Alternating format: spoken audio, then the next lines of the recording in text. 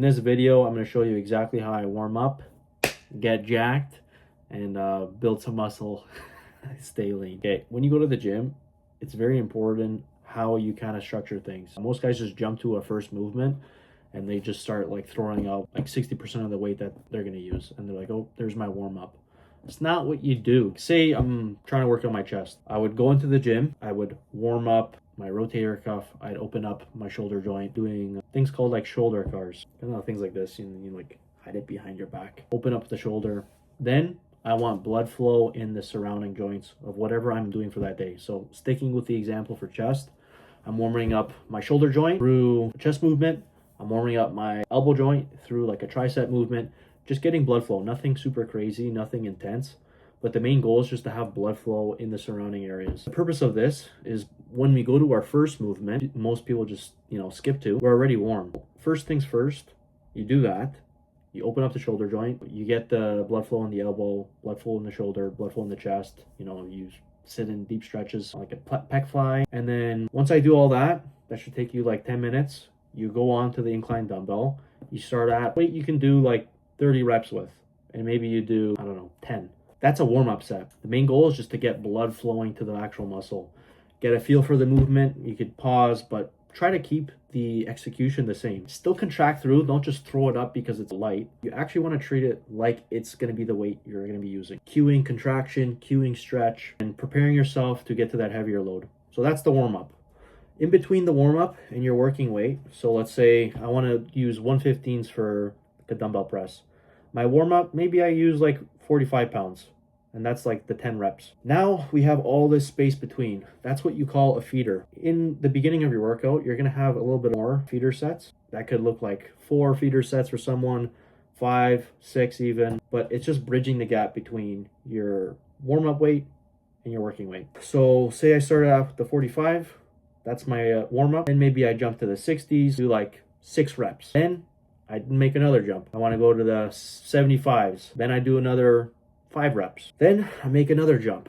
Now I'm going to try out, 90s. I'm going to do it for like 3 reps. Then I make another jump. It's getting a little heavy. 100s. Grab the 100s. I do like 2 reps. Re-rack the weight. Now I'm primed. My nervous system is primed. I know the exact movement. I practice it enough, and I didn't fatigue myself doing like a whole bunch of volume. It's just like small little 2 reps, 3 reps, and you're doing like 6 reps in the beginning because it's a lighter weight. So you're still fresh, and you're going to be even stronger if you do this correctly. So then I grab the 115s. Now my nervous system is primed. I have adrenaline going. My heart rate is a little bit up. I got the dumbbells on my lap. I'm nervous. I'm exhaling.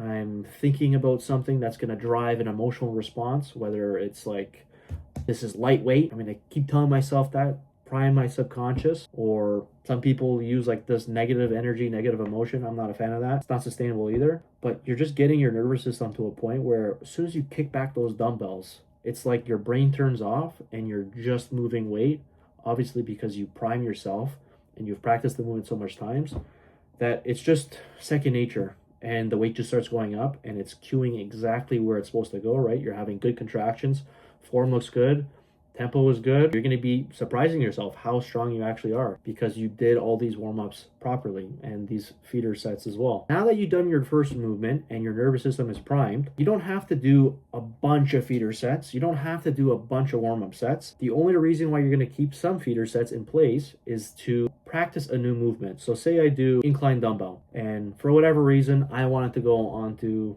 an incline barbell. It's a very, very similar movement, so I'm already primed. I don't need to spend all that time working up to a weight. Maybe I throw on a plate instead of jumping to 275, kind of feel it out, just getting familiar with the movement.